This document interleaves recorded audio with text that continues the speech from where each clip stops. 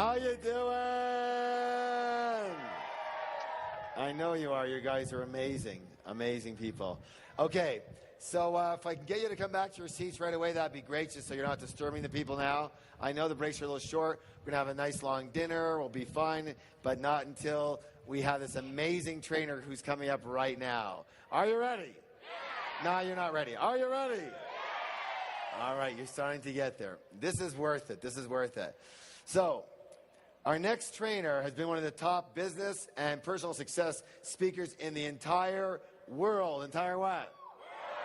He's given talks and seminars in every major city in the United States and Canada and over 45 different countries. He's the guru of gurus. Each year he speaks to over 250,000 people, and he's done that for years and years and years and years. He actually has one of the most successful product sales companies in the world. I don't know how many distributors he has. How many? We put about $500 million worth. Each, what, in total? No, in total, yeah. Yeah, almost $500 million in sales and products alone. Good or good? More than anyone else in the world. He has, if not the number one of the number one audio cassettes sales venues in history with Nightingale Conant, right? Yeah, if not number one, then close to it. He has started, built, or managed and turned around over 22 different businesses in the last 25 years. He's worked with over 1,000 different companies who all have his videos and cassettes for all of their people in 42 different countries, every major company you can imagine. He has written 45 books. Every year he writes 4 books. This year alone, he's releasing 8 books. Now, that's nothing short of incredible. That's what? Incredible. Twice as loud. Incredible. That's incredible. I might write 8 chapters in 2 years, okay? Just totally incredible. And he's a brilliant man. He's very, very, very smart.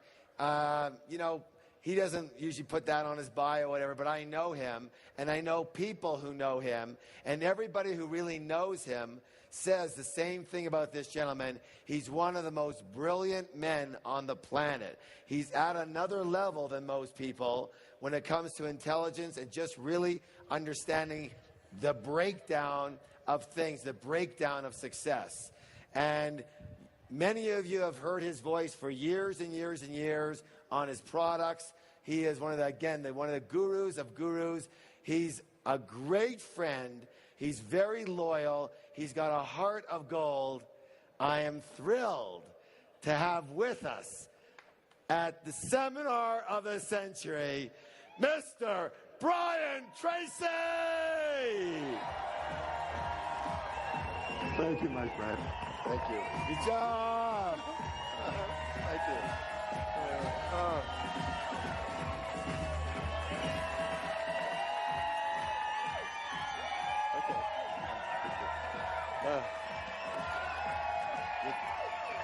Thank you. Please sit down. No. Thank you. Thank you. Please sit down. Please sit down. Wow. Wow. Get them under control. Please sit down. Please sit down. I got a lot of stuff to share with you. Let's not use up any more daylight than we have. Besides this rain coming in. No, not with us. Sorry. It's clean away. I am so delighted to be with you. You are amongst the elite in America and Canada, even the world today. You are in the top 10%. And that's why it's because you're here. Only the top 10%, maybe the top 5, maybe the top 1% of human beings in the world would ever make this trek all the way to Aspen just to learn how to become better in the future. I mean, that's phenomenal. Give yourselves a big hand. Congratulations. You're the best. And I want to give you the very best ideas I possibly can in the time that we have together here.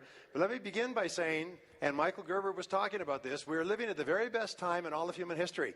I am an economist by avocation. I read, I keep current with what's going on in the world. I've traveled in 90 countries, and I can tell you that North America today is the most booming single place in the world today. There are more opportunities, more possibilities for more people today than have ever existed in any other country at any other time in human history. And you are at the front of the line to take advantage of them. Yes. And our job today, our job in this conference is to give you ideas that you can use to take full advantage of this. More people are going to make more money in the years ahead than have been made in all of human history. I just read an article before I came down here by Brian Westbury. He's an economist I had dinner with in Chicago in April. And Brian Westbury is what you might call an optimistic economist, very smart. And he said that we are in what is called the long boom. Now, people talk about business cycles going up and down. If things go up, they have to go down and so on. But it's not necessarily true. Business cycles are caused by mistakes of government. The primary mistake they make is they raise taxes. If they raise taxes or they interfere with business, the flow of business, what will happen is the economy will spike. And that's why you have to be very careful who you vote for next time. Because if they say they're going to raise your taxes, that means you're going to cause the economy to spike. What Brian Westbury says is that we're in the 87th month of a long boom. Do you know that Britain, Britain, for example, and several other countries have been 157, 168, 195 months of continuous boom, that the boom goes on year after year after year. This idea that it's all coming to an end and we must run and put our heads in a hole, not true. This is a great time. And this boom can continue and can continue and can continue. And your job is to take advantage of it. How many people here would like to double their income? If I can show you how, will you give it a try? Yes. Well, that's the only test question of the day. Do you know how many times the average person tries on a new goal before they give up? Well, the average is less than one. Most people give up before they even try the first time. Interesting, I studied success, and I'll come back to this in a second. What I find is there's four things that people want. All human beings worldwide, and I've spoken all over the world, all want four things. Number one is they want to be healthy and live a long life. Number two is they want to do work that they enjoy, do it well, and get paid well for it. Isn't that true? And number three is they want to have wonderful relationships with people that they love and care about, who love and care about them. And that's probably more important than anything else. And number four, everybody wants to achieve financial independence. We want to make enough money so that we never have to worry about money again. Isn't that true? So we're all setting these as goals. We're always continually saying, what are my goals? It's always one of these three things. I always ask people what their goals are, and I can always tell you what your goals are. The same thing. You want to be happy? You want to be healthy? Want to make a lot of money? Want to be financially independent? And then, but before anybody starts, they say, well, before I start, that's what I want. I need to take a quick vacation to a wonderful vacation place called Someday Isle. And most people, the 80-20 rule, 80% of the population lives on Someday Isle most of their lives. Someday I'll lose weight, and someday I'll start a business, and someday I'll read that book or take that course, or someday I'll get out of debt, or someday I'll get out of this lousy relationship, or someday Isle. And they live on Someday Isle. And who are they surrounded with on Someday Isle? Other people on Someday Isle. And what is the primary source of recreation on Someday Isle? It's swapping excuses. What's your excuse for not doing what you want to do? Well, my mother didn't love me as much as she loved my sister, and my father was unkind, and my first job sucked, and my boss is a bitch, and wah, wah, wah. So it's like a child's nursery in a hospital on Someday Isle. They'll still go wah, wah, wah, wah, all their problems. I've got to tell you a quick story about Someday Isle. I was invited to speak, it was in Nashville, I was invited to speak to a large national organization, franchise organization, and because I was the keynote speaker, they put me at the head table, and they put me at the head table with a couple, and let's just call them Harry and Susan. And they told me their story. These were two of the most respected franchise owners within this national organization.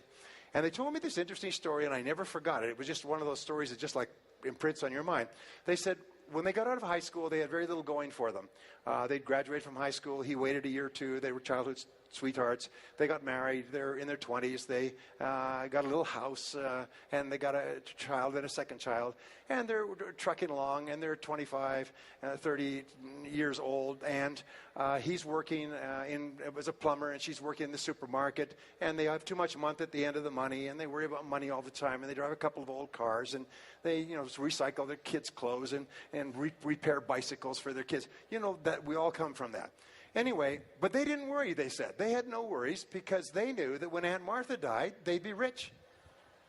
Because they had an Aunt Martha. True story. They had an Aunt Martha, and Aunt Martha was wealthy. She had a beautiful home, and at one time she had taken them aside, and she'd said, you know, you have lots of brothers and sisters and so on, but of all the family, you're my favorites. And when I die, I'm leaving everything to you. And so they used to sit at home and they'd speculate about what they would do when Aunt Martha died. Now, they didn't want Aunt Martha to die. She was a wonderful woman. But she was in her 60s now. People don't live forever. You know, you never know what could happen. But they had her over for Sunday dinner, and they took her presents, and they took her on the little family vacations they had. They took wonderful care of Aunt Martha because, after all, they were her favorites, and they were going to get all the money when she died.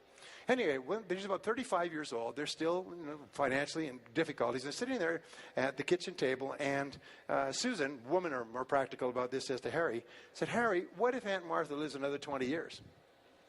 We're in our 30s. Our kids are now growing up. They're 10, 12 years old.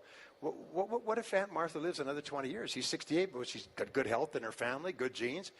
We would have waited all our life for Aunt Martha to die. We'd have lived in this condition all of our life. And it was a real shock. It's called in psychology a significant emotional event. It's like a thunderclap went off, and they realized, and they began to think, we've got to do something different. Well, as it happens, a friend of his at work was working with a janitorial franchise. And he said, would you help me in the evenings and weekends? So he said, sure. So he began to work with them evenings and weekends to make a little extra money. He turned out to have a natural faculty or facility for running cleaning crews, and they did a lot of commercial cleaning. And after about 6 months, he said, you know, you should have your own franchise. He said, well, I don't know anything about a franchise.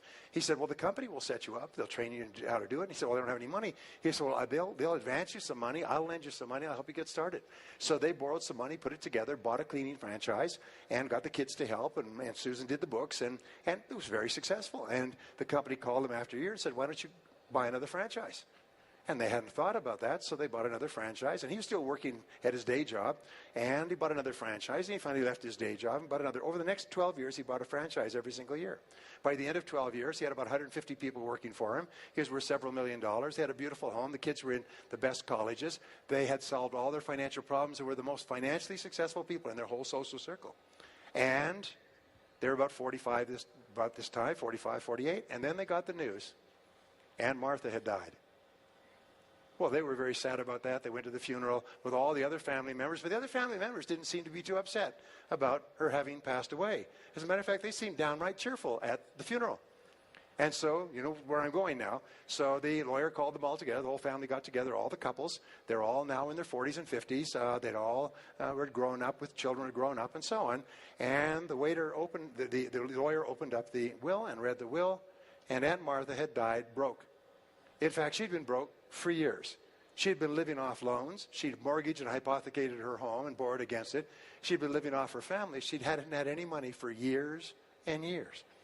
And they turned around and they found that members of the family were shocked. They were all shocked. They're standing around shocking like victims of a bomb blast. Well, what happened? Well, Aunt Martha had told each of them privately that they were her favorites.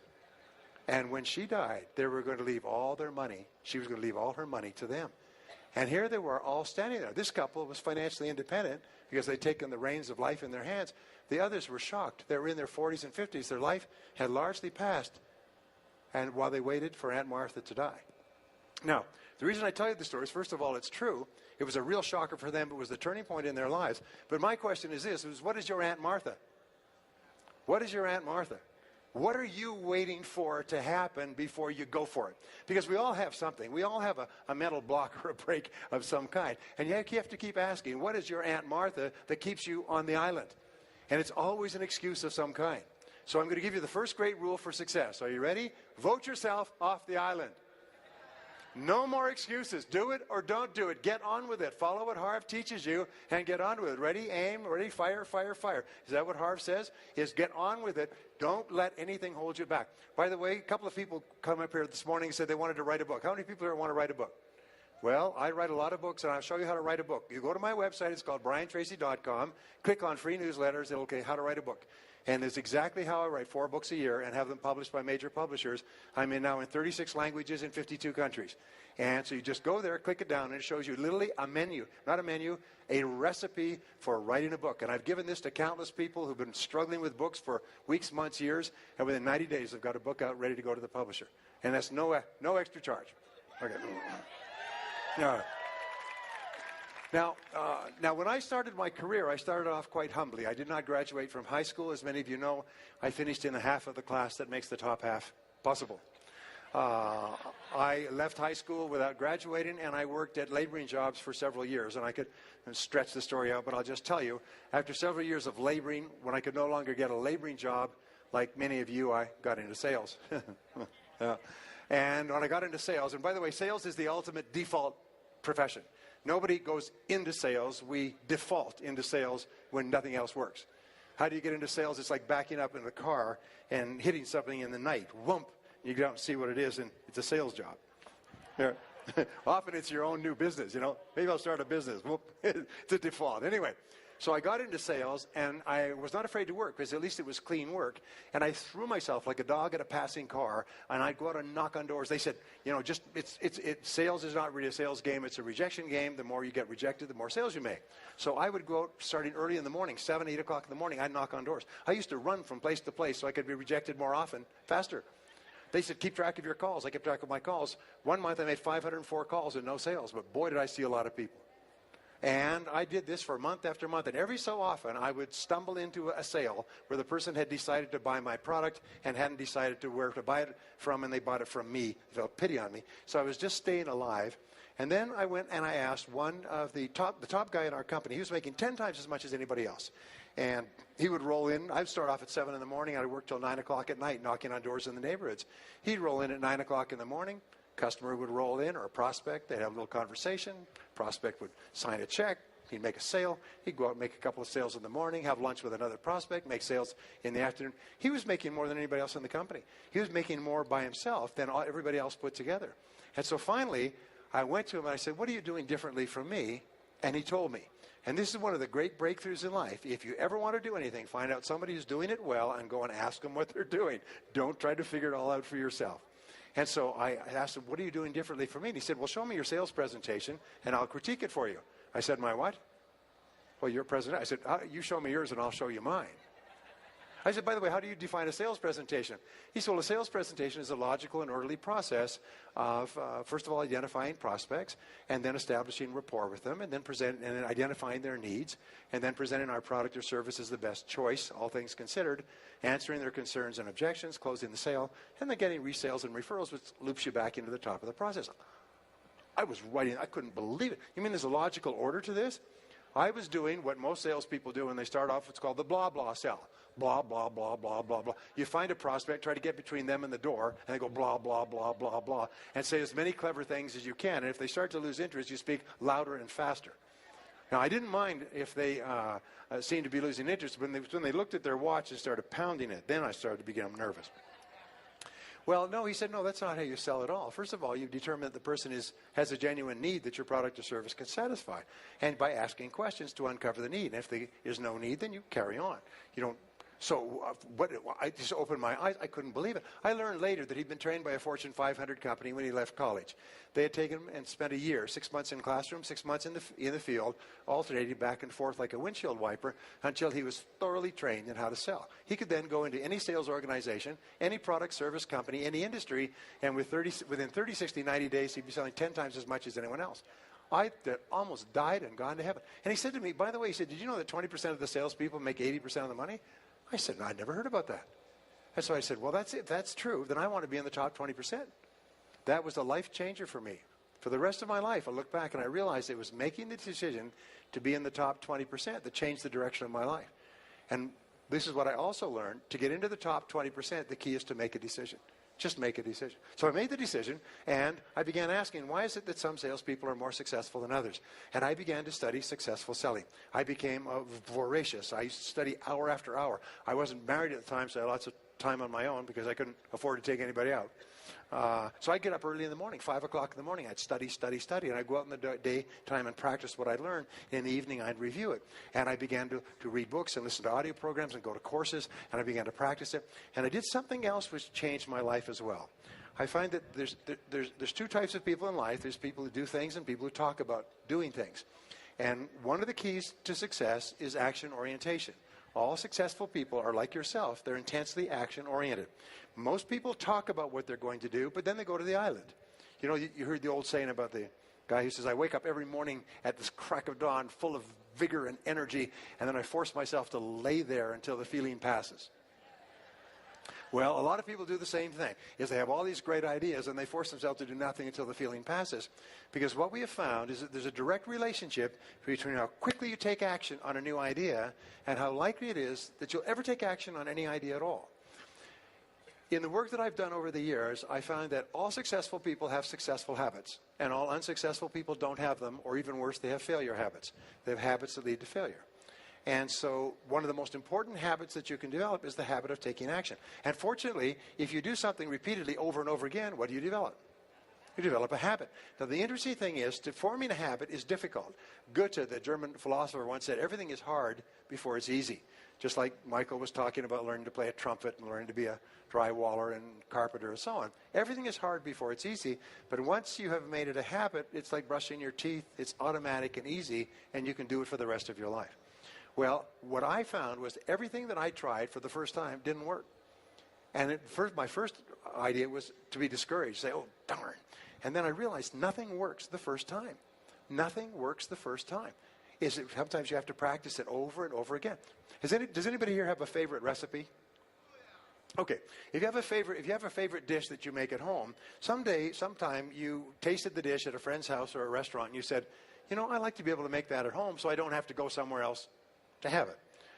And so the first thing you ask for the recipe. And you take the recipe home and you take all the ingredients and you lay them out and you put it all together and then you mix it up. And how does it taste the first time? Not like you remember it. But you have something that is a great advantage, and that's the great advantage of being part of this organization. You have what is called positive knowing, not positive wishing, positive hoping, positive thinking, not fantasizing. You have positive knowing because you've tasted this dish. You know this dish can taste good. So you don't quit. You're not discouraged. You realize, it's obviously I haven't mixed the ingredients properly, so you go back and you mix it again. And the second time is not quite as bad. The third time, it's tasting pretty good. Fourth time, fifth time, you may have to do it several times. But at a certain point, bing, you've got it. Now you can walk into any kitchen, you can whip that dish up, and it tastes delicious every time. Isn't that true? Now, if you understand this is the same formula for making sales. It's the same formula for making money. I have a good friend, interesting, everybody wants to make a lot of money. He went bankrupt, and way beyond bankrupt. He ended up living at home with his family. He's 35 years old, made several $1 million, but he went bankrupt. So he read all about how you could buy homes for little or no money down, fix them up, and either rent them out or resell them, refinance them, and do it again. So he read a couple of books, took a couple of courses, listened to some programs, and he did exactly what they said. He followed the recipe. You have to look at 100 houses before you find 10. Out of the 10, you'll get offers that you can put in on 3, and you'll end up buying 1. It's 100 to 1 for the first house that you buy because it's a learning process. It's like the recipe. So he did that. The second house, he had to look at 50 houses. Third house, he had to look at 25. Fourth house, he had to look at 10, and so on. It took him 6 months to buy his first house. It took him 3 months to buy his second house. It took him a month to buy his fourth house. He said his goal was to buy 100 houses. And he just went to work, and he worked for 3 years, and he told me, he said, I didn't make it. I didn't make my goal. He said, I didn't make 100 houses. He did, but I did buy 66. And financed them all out, and either rented them, resold them, rented them out, and then I put them all in a package and sold them for $3.5 million cash and went on to my next business venture. He said the first one was very hard. Second one was a little bit easier. Third one was a little bit easier. Now, what I'm telling you there is a very simple formula. It's called the buy 'em, fix 'em formula. Everybody who's ever tried the formula has gotten rich, as long as you have the persistence to realize it doesn't work the first time. Are you with me so far? And it may not be your thing. Remember, if a way of making money doesn't kind of grab you, if it doesn't kind of interest you, if you're not excited by it, then don't do it because it's wrong for you. In any business venture, any way of achieving financial success, any new business has to be something that grabs you. You have to kind of like it. You have to be excited about it because you need that excitement and drive to keep overcoming all the adversity that you have. It's kind of the engine that drives you forward. If you do it just for the money, you'll quit as soon as you experience any difficulties or or obstacles. Anyway, so it's possible once you learn the recipe, and this is the reason why people succeed greatly. This is why some people make 10 times as much as others in selling. They sell the same product out of the same office to the same people at the same price under the same conditions and make 10 times as much. Why? Is they've mastered the recipe. And by the way, this isn't a theory. This has been validated in leading university studies.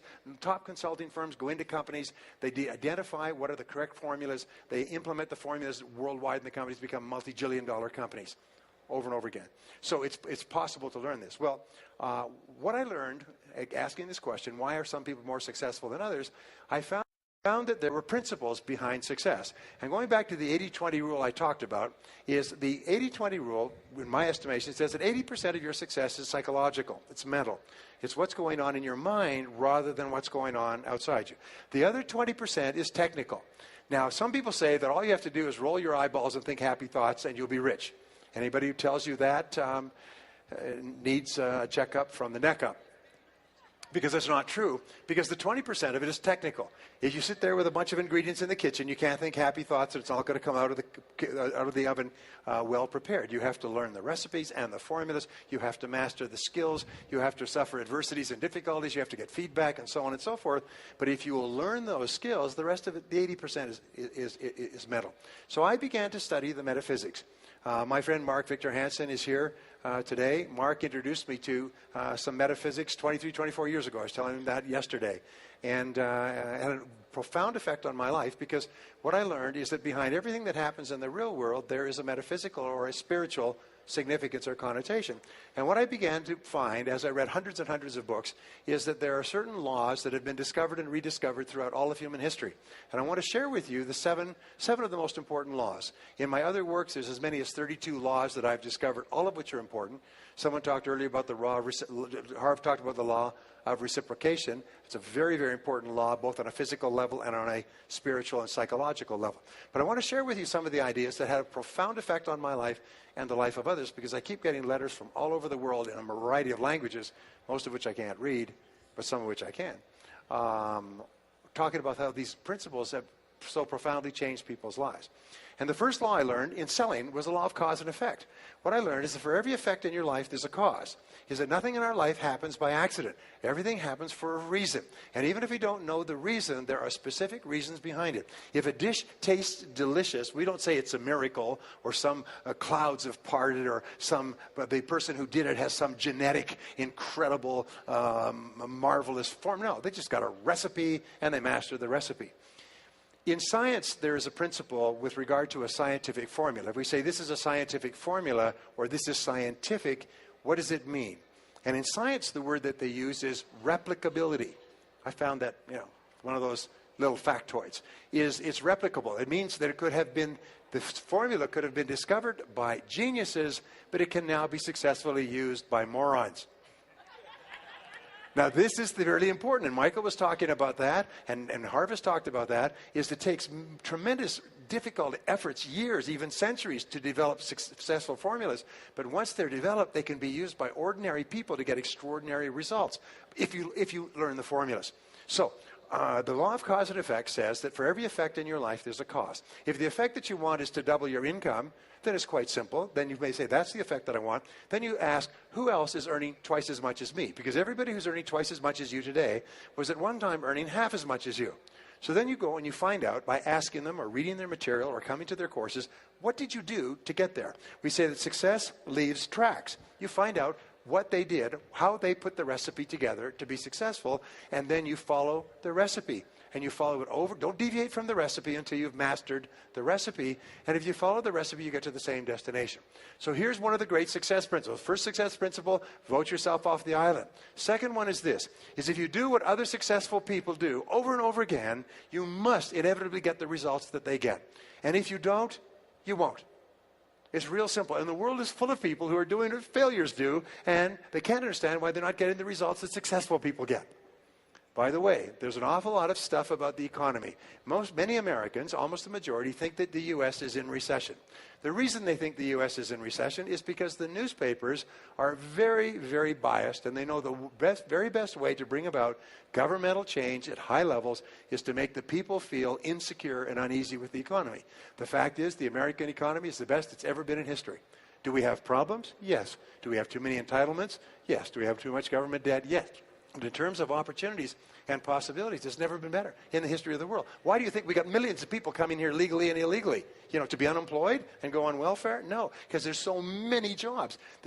We create in America 22 million new jobs a year. We create in 1 year more than Europe has produced in the last 30 years in terms of new jobs. It's absolutely phenomenal what goes on in this country. Anyway, I won't get into politics. The problem with politics is the word politics. It comes from the Greek. Poly means many, and ticks means voracious bloodsuckers. So cause and effect says that if you'll do what other successful people do, you eventually get the same result. The point that I was going to make is that if you're going to read or take information from people on the economy, look at people who are successful and taking full advantage of what's going on. Don't read people who are losers, who are broke, who are political, who are on welfare, who are weeping and whining and crying because they have a different agenda. Listen to positive, constructive people with great ideas for the future, not the other people. And you can always choose. Anyway, so the law of cause and effect says that thoughts are causes and conditions are effects. And this is one of the greatest discovery in all of human history is thoughts are causes and conditions are effects. Is your thoughts create the conditions of your life. In the Old Testament, it calls about the law of sowing and reaping. Whatsoever a man soweth, so also shall he reap.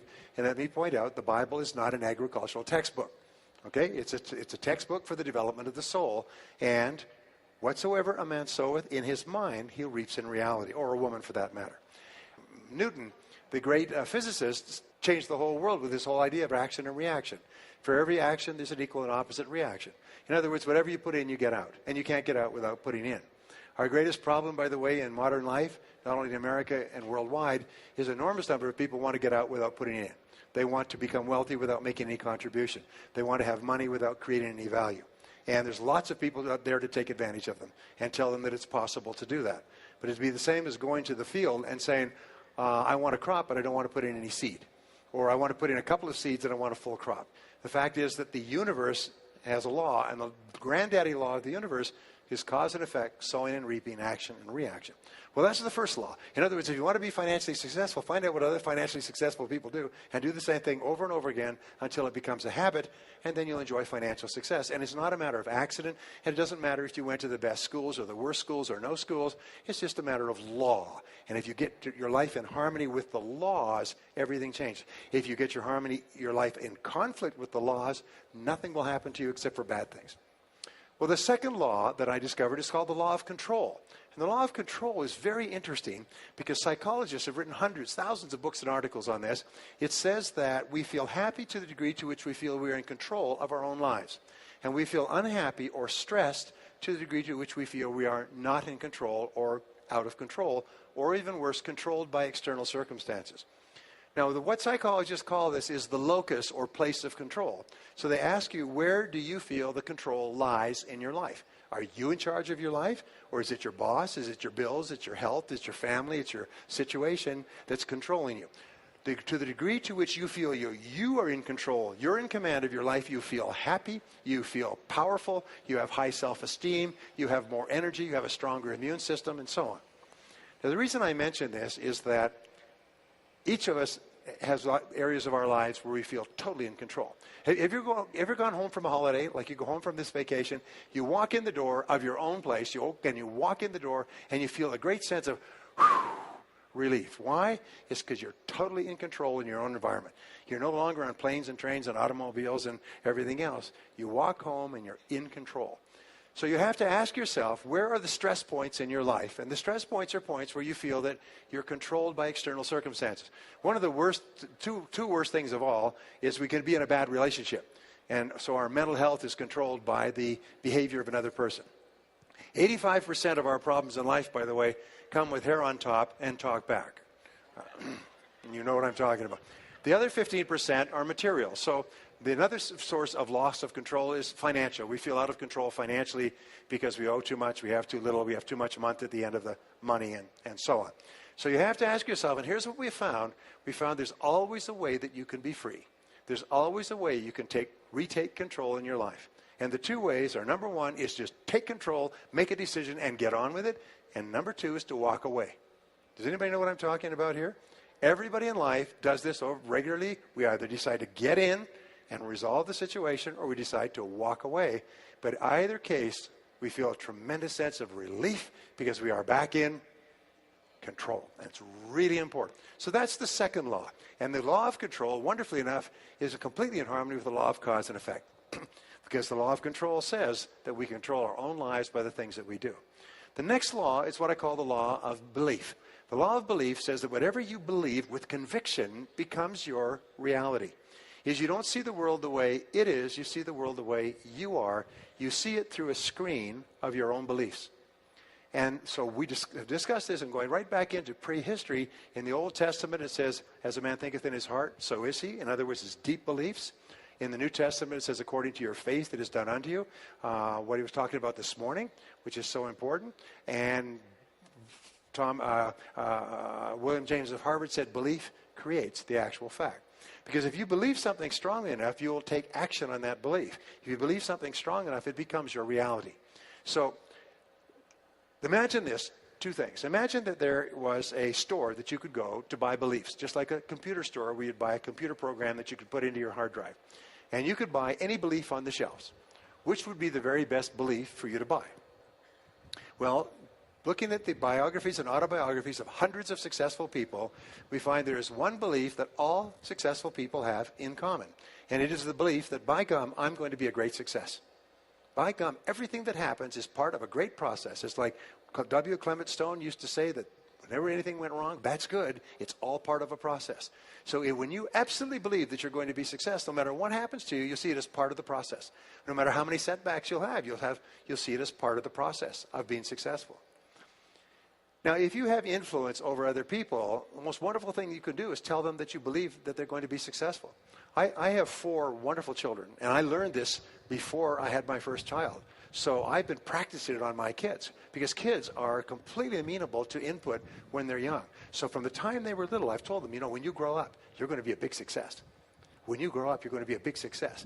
I slip into the back of their computer, their mental computer, and I just program it in. You're going to be a big success. You're going to be a big success. As I got a little bit older, they said, well, how am I going to be a success, Daddy? I don't know what I'm going to do. Don't worry.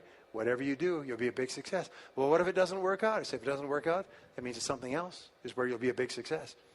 And so my kids grow up, and that's all they ever hear. You're going to be a big success. Now, my son David, who was a little bit shy when he was growing up, I used to tell him how he was going to be a big success. And I remember him talking to a friend of his when he was 12. And his friend says, what are you going to do when you grow up, David?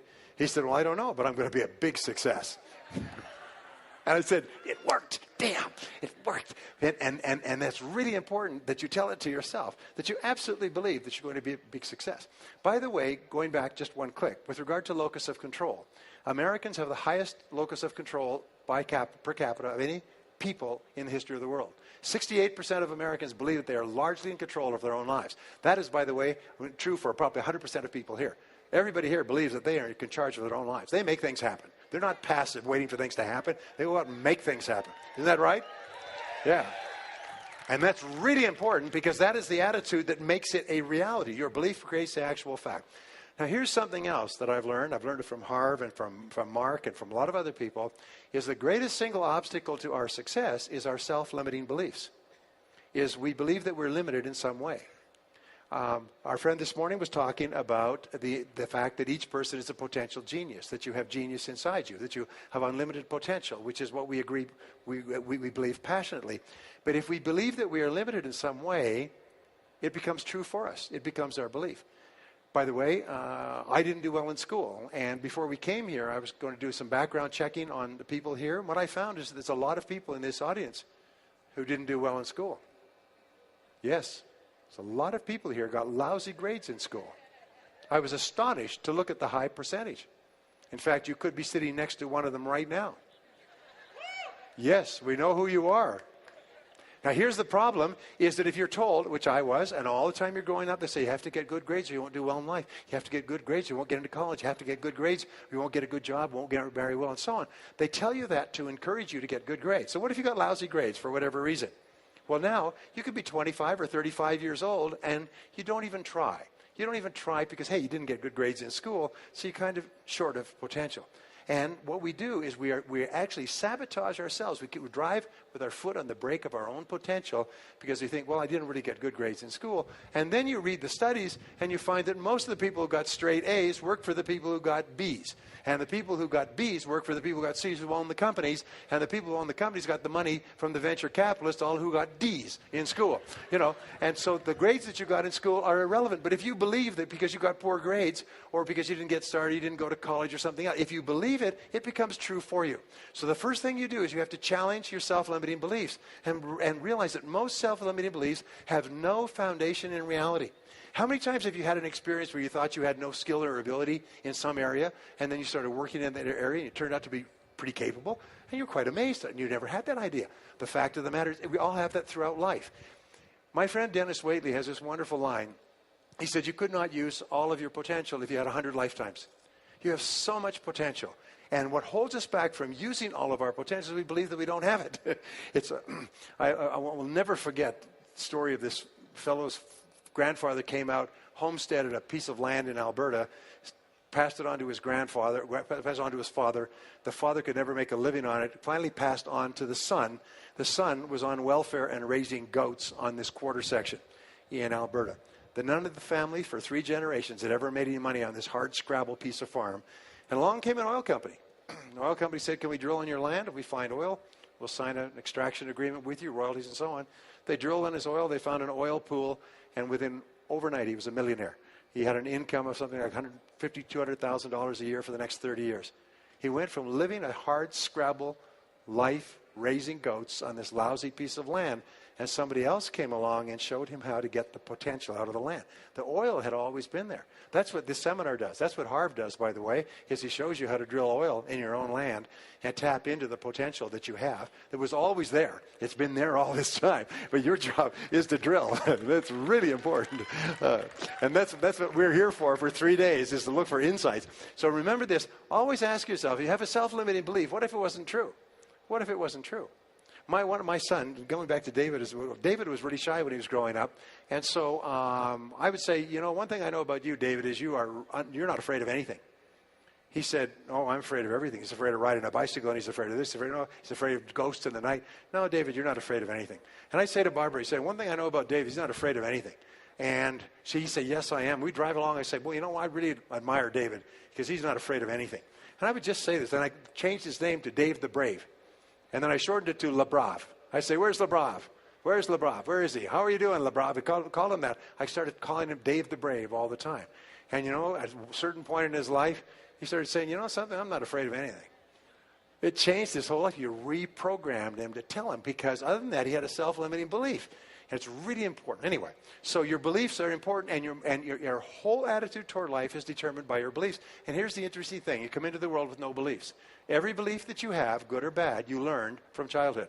And most of your self-limiting beliefs, if not all of them, have no basis in reality. Is you have the capacity to do anything, be anything that you want. You could learn any subject. You could become a doctorate in any university. You could memorize, then learn languages.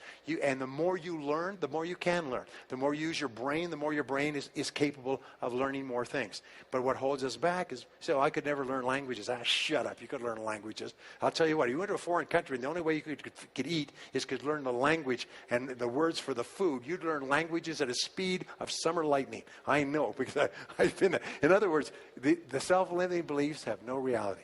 So the belief that you have to have programmed in, put in your computer, is that you are going to be a big success in life. And everything that happens is part of this great process. Now, the next law is called the law of expectations. Again, there's libraries of books and years of research on this. Expectations theory, by the way, is the foundation of all economics. It determines the drift of stock markets, the movement of world finances. It determines the investment. Entrepreneurs have high expectations that their entrepreneurial efforts are going to work. We would not start a business without high positive expectations. So expectations have an enormous impact on our attitudes. And here's the interesting thing, is if you believe you're going to be a great success, you expect everything that happens to be part of the great plan. So if you have positive expectations, like a kid's first Christmas, you're positive all the time. And the key to being positive is to look for the good. Expect good things to happen. We say that whatever you expect with confidence becomes your own self-fulfilling prophecy. Is you are constantly predicting your future by talking about how the way you think things are going to turn out. For example, two types of people could come to this conference. One could say, this is going to be a great conference. We're going to have speakers up there, and much of what they say, well, I've heard before or will not be relevant to me, but each speaker is going to have something that's going to be so powerful it could change my life. And you're sitting here leaning forward, waiting for it. You don't know when it's coming in the time that we have, but you're waiting for it, and your whole attitude is different than a person who says, all right, I'll go with you. Yeah. But, you know, it's going to be sitting in the hot sun, geez, drinking cheap beer. You know, that kind of same experience, but different expectations. A person who starts a new job and thinks this is the start of a new career is a person who's very different than saying, well, it's just a job, you know, from 9 to 5. Now, the interesting thing is 3 sets of expectations. We could talk about this all day. First of all, the expectations that your parents had of you have an enormous impact on the person you become.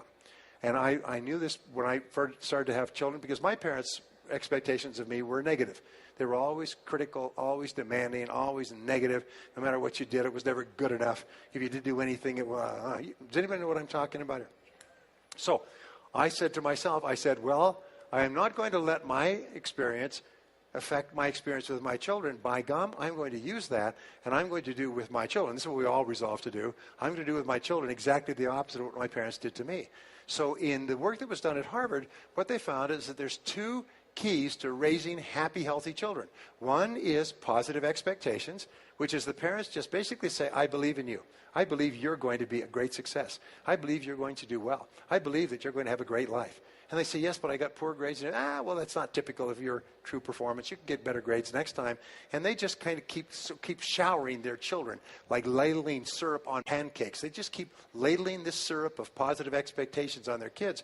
And what psychologists have found is people rise to the expectations put on them by the people they admire. The higher up a person is in a person's idea, like a parent or an uncle or an aunt, their greater impact their expectations have. The expectations of teachers on students. If teachers treat students like they're really smart, there's years of this called the Pygmalion effect. They'll tell teachers and they'll treat this entire class like they're all Nobel Prize potential winners. And the teachers will treat this class like they're all brilliant, and these kids will just flower. It's been proven over and over again, even though they don't know the IQs. The same thing is with your kids. Same thing is with your spouse. If you're always expecting the best of your spouse, that is the most wonderful, most loving, most life-enhancing thing you can do, is to always expect the best of the members of your family, as opposed to dumping on them or getting mad at them or criticizing them and so on. And so the expectations your parents had of you, and you have to ask, what were they? Because if you're not clear about them, it's hard to free yourself of them. The second is the expectations you have of the people who look up to you. But the third is the expectations you have of yourself. And you should expect the very best of yourself. You should expect to learn something from every experience. You should expect to continue to grow. You should expect to be a big success and be happy and healthy and thin and debt-free and retire with lots of money in the bank. You should expect to learn something from everything that happens. You should just have this confident expectation. You know, W. Clement Stone had this wonderful concept where he talked about being an inverse paranoid. And an inverse paranoid, a paranoid is a person who believes that everybody's out to get him. It's a vast conspiracy. An inverse paranoid is the reverse. He believes that everything out there is part of a vast conspiracy to make you happy and successful. And so whatever happens, he would look at it and say, that's good, and I wonder what it is that I can turn to my benefit to be happy and successful. And as a result, he became one of the richest, most successful people in history, starting off as a penniless orphan boy selling papers on the streets of Chicago at the age of 12 because of this attitude. So expectations are very important. The next law is called the law of attraction. Now, the law of attraction is very popular right now. I'm going to come back to it in just a second because it's very popular. All right. The law of attraction says that you are a living magnet. It says that your thoughts, and the law of attraction is tied into 2 or 3 other laws. One is called the law of vibration, which says that your thoughts vibrate at a certain level of energy, and that they attract into your life other thoughts, people, circumstances vibrating at the same level of energy. There's also another law called the law of sympathetic resonance. The law of sympathetic resonance also explains why we're here. It says that if you took 2 pianos on the sides of a large room and you went and you hit the note of C flat on one piano and walked across the room, the note of C flat on the other piano would be vibrating in perfect harmony with the piano that you just hit. This is why very often you'll walk into a room and you'll strike it off with the person on the other side of the room. You'll have this sympathetic resonance. You get married, settle down for the rest of your life. You ever had that experience? Most amazing darn thing is we will walk into a room, we'll see a person, and there will just be that we'll be vibrating exactly the same level. And it'll turn out that we're exactly the right people for each other. And we'll say it was kind of magical. And we could talk about this a lot because it's a neat thing. Also, you will have a time when you'll meet somebody and the vibrations will be bad. And later on you'll find out you were right, that that's not a good situation. Well, the law of attraction says that you invariably, because of this force field of energy, like an iron magnet attracts filings, you inevitably attract into your life people and circumstances in harmony with your dominant thoughts. But it's your dominant thoughts emotionalized. It's not just the thought itself, it's a thought charged with emotion. We say that thought has no power of itself, and emotion or energy has no direction. But a thought multiplied times an emotion equals a result. T times E equals R. Thought times emotion equals result. So if you have a very positive thought, or you have a very clear idea of financial success, multiplied by the emotion of intense desire, belief, confidence, happiness, that it's going to come true, positive expectation, it creates a result consistent with it. Laws, by the way, are like gravity. If you drop a rock, it goes boom. If you drop a glass, it shatters. Gravity is neutral. It doesn't matter what you drop. Laws have a two-edged sword. So you can have a thought that is emotionalized with a negative emotion, and you'll attract exactly that into your life. There are people who have negative thoughts and ideas about other people and other circumstances, and they continually draw negative events and circumstances into their life. We have all seen situations like this. I used to have a woman working for me who was so negative that when she went near the photocopy machine, it would quit. And it's true. I mean, her negative vibrations was literally, and they would bring out the repair people, brand new machine, nothing wrong with it. Just keep her away from it, because she was so negative. She would drive, she bought a brand new car. She had just gotten divorced, and she was very unhappy. She had bought a brand new car. She drove it half a block down the street from the dealership, and it burst into flames and consumed itself. And they tore it all apart. There was not a single thing wrong with the car except she was driving it. Anyway. Now here's an important point, and it's a trap that you have to avoid. And we see this in America. In America, one of the greatest emotions, and it's one of the most destructive of all negative emotions, is the combination of envy and resentment. Is almost all of our laws, our tax laws, our regulation laws, almost half the political body in America is driven by envy and resentment of those who are more successful.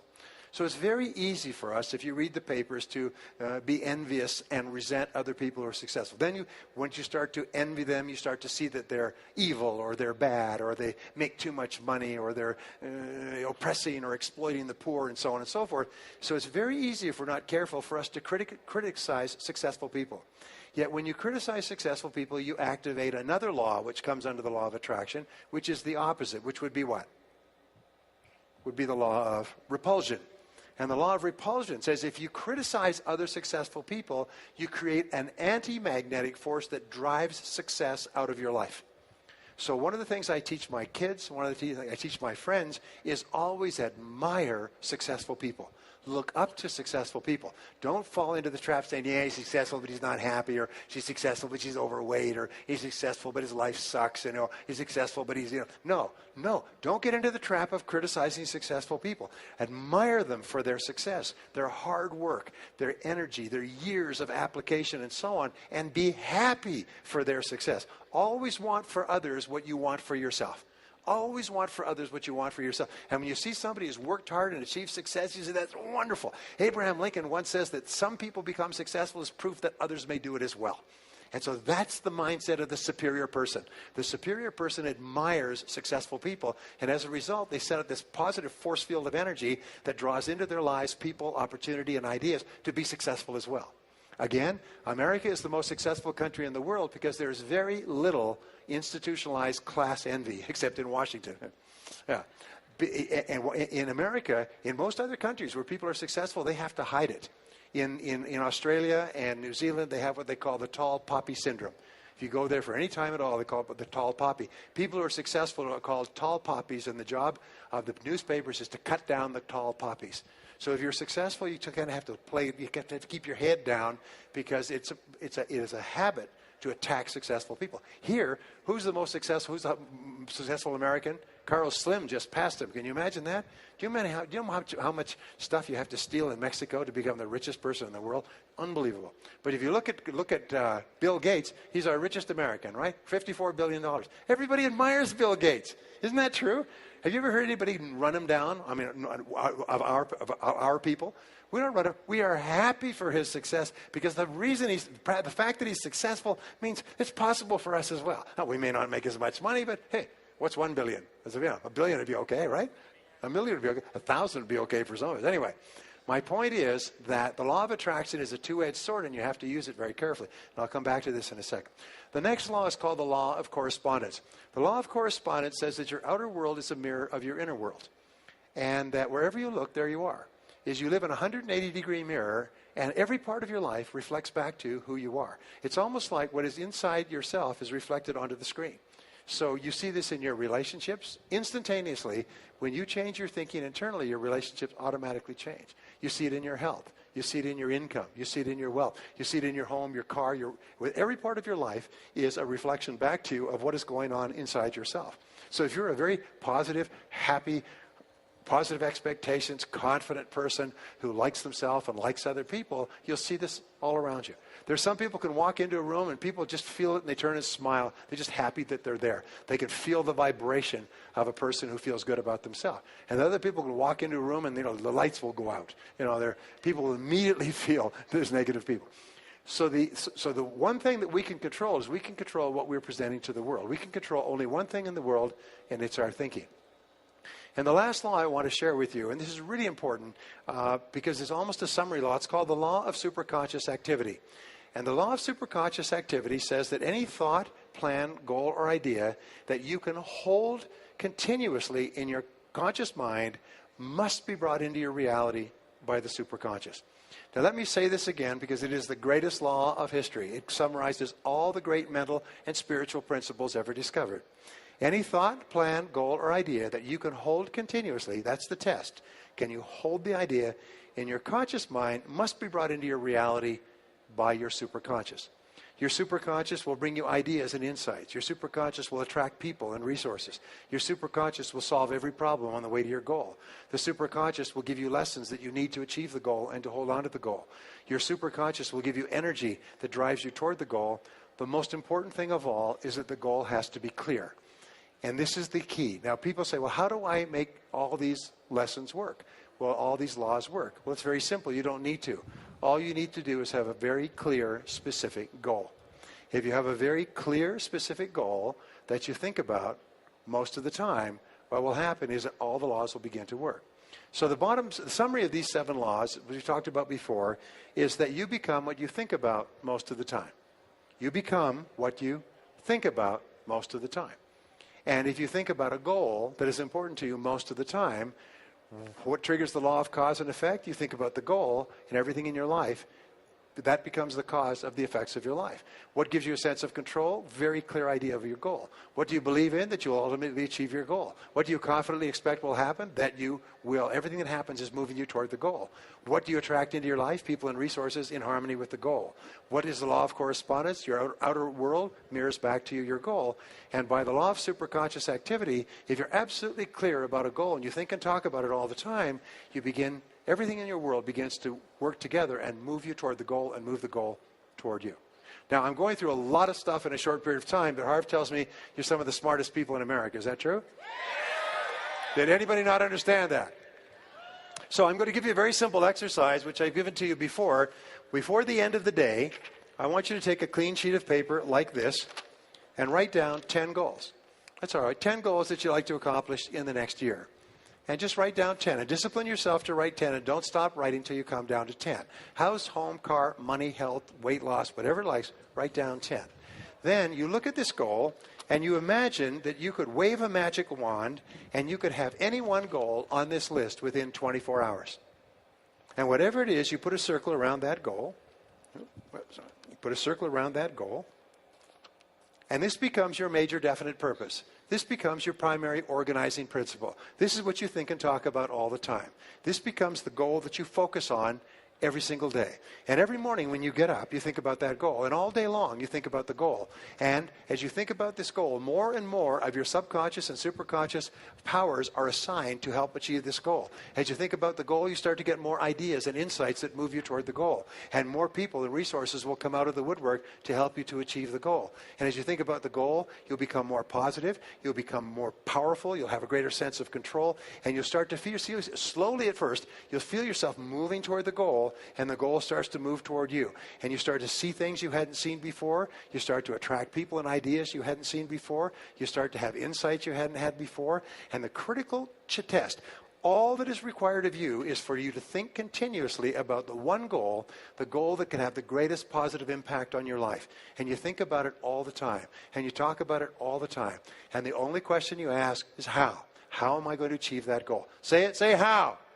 From now on, whenever you decided on a major goal, the only question is how. Not whether, not I wish, not I hope, not I'll give it my best shot, I'll see what happens, wah, wah, wah, before I go to the island for the weekend. What you do is you say no. The only question is how. Because every time you ask the question how, it's like stepping on the accelerator of your own imagination and you trigger ideas. How? And the ideas, every idea is for an action that you can take. And it's an action that you can take to move towards your goal. And every time you take that action, you move faster towards your goal. And we say that God answers prayer in the form of ideas for actions that you can take. And if you take action over and over again, what do you develop? You develop the habit of taking action all the time. And the faster you move towards your goal, the faster the goal moves towards you. My friend Mark says it really well. He said, whatever you want wants you. Isn't that right, Mark? It's a great line. Whatever you want wants you. And if you're absolutely clear about it, the test is can you think about it most of the time. And if you'll do that, what will happen is you'll have a tremendous sense of control. You will align all the powerful mental laws like a harmonic convergence of planets, and every single power you have will be unleashed and move you toward that goal and move the goal toward you. Well, geez, the timing is great here. Now, I told you I'd say something about the law of attraction. So I'll just tell you this, and this is my conclusion, what I consider to be the real secret of success.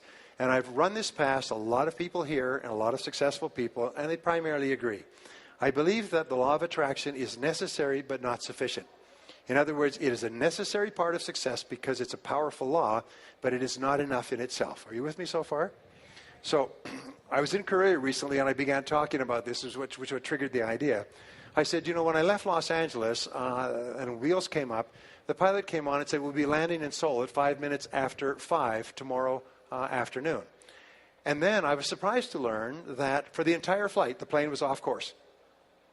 The plane was off course 99% of the time. It was continually off course. So what are all the avionics in the plane? What are the pilot, co-pilot, and engineer? What are they there for? To get the plane back on course. Because the plane is off course with wind shear and clouds and movement of the earth and gravitational forces and so on. Every plane is off course 99% of the time. Your life is off course 99% of the time. That's the way the world works. So here is the great secret of success. It's in 3 things. Number 1, be absolutely crystal clear about what you want as a goal. Write it down and make it measurable. Don't have wishes and hopes and fantasies and dreams and everything else. A goal that is not in writing is not a goal at all. It's what I call a cigarette smoke goal. You just blow it, it has no effect. But a goal that is in writing becomes something you can touch, taste, feel, fold, read, work on, and so on. So number 1 key to success is to have a very clear goal that you want to accomplish. Number 2 is take off. And this is the most important thing of all. That's what our Harv teaches you. That's what everybody here teaches you, is take off. In avionics, they have an expression called wheels up. They say the plane does not officially exist as a flight until wheels are up. At that point, it fits into the computer, the flight plans, and everything else. The most important thing you do in the world is you take the first step. You take the first step, and in taking the first step, as we said before, a leap of faith, when taking the first step, suddenly everything starts to happen for you. You start to get feedback from your environment. You start to get ideas and input. You start to change course and so on. And the third key to success is keep making course corrections until you achieve your destination. Resolve in advance, before you even start off, that you will never quit. What I found is if you resolve in advance that this is my goal, this goal will change my life more than anything else, and by gum, I will never quit until I achieve that goal, you become a totally different person. The world is full of weak people who will try once or twice and then quit, but strong people never quit. Famous story, by the way, Federal Express, $60 billion company. Federal Express went through hell to get to the point where they were almost bankrupt. They could not make payroll. And Fred Smith, they finally told him, it's too late. We've done everything. We've borrowed every penny. We've exhausted every line of credit. We're finished. We can't make payroll. We have to shut the company down. Do you know what Fred Smith did? He took the last $25,000 that was in the company coffers. He translated it into cash. He caught the night flight to Las Vegas, and he sat at the card tables, and he played until he had enough money to make payroll. And he took a taxi back to the airport and went back and made payroll by the end of the month. Can you imagine that? Can you imagine having the guts to do that, go all in with everything? That's the kind of person that never thinks about quitting. The reason you are great is because you never think about quitting. Isn't that right? Now, I have to tell you a quick story. Our biggest enemy of success in life, our biggest enemy is the path of least resistance. It's the tendency to do what is fun and easy rather than what is hard and necessary. So the story, Ole and Sven, they're up in Minnesota, they shoot a deer, and they're dragging the deer back to the truck by the tail, and they keep slipping and losing their grip and losing their balance, and a farmer comes along and says, boys, what are you doing? He says, well, you're dragging the deer back to the truck. He said, well, boys, you're not supposed to drag a deer by the tail. It's a very clumsy way to drag the deer. You're supposed to drag a deer by the handles that God has provided. They're called antlers. You're supposed to drag a deer by the antlers. They said, well, that makes a lot of sense. Thank you very much, sir. So they went around, they started dragging deer by the antlers. After 5 minutes, they're whipping along. Ole says to Sven, he said, the farmer was right. It'd go a lot easier by the antlers. He said, yeah, Ole, but we're getting further and further from the truck.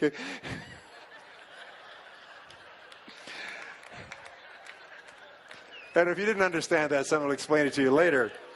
The world is full of people who are dragging the easy way, but they're getting further and further from the truck of their own ambitions. They're not doing what is hard and disciplined and necessary. They're doing what is fun and easy, and they're going to have fun until their daddy takes their T-bird away. Now, let me just summarize by saying this. My time is up. By saying this, that we're living at the very best time in all of human history. And you are the very best people living at the very best time in the very best country in all of human history. And of everything that's been accomplished in the last 200 years of America, what's going to be accomplished in the years ahead will be greater than that. We're hockey sticking as an economy, and we're into basically the great wave of success. As Michael told you, more people will start more businesses and become millionaires in the years ahead than in all of history. And your job is to be at the front of the line. Your job is to take full advantage of this wonderful country that is available to us. So here are the three things. The real secret of success. Number one, decide exactly what you want, set it as a goal, write it down, make a plan to accomplish it. Number two, take action on that goal and take action every day. And number three, keep making course corrections until you achieve the goal and never give up. Thank you very much. God bless you. Thank you. All right, let's hear from Brian Tracy.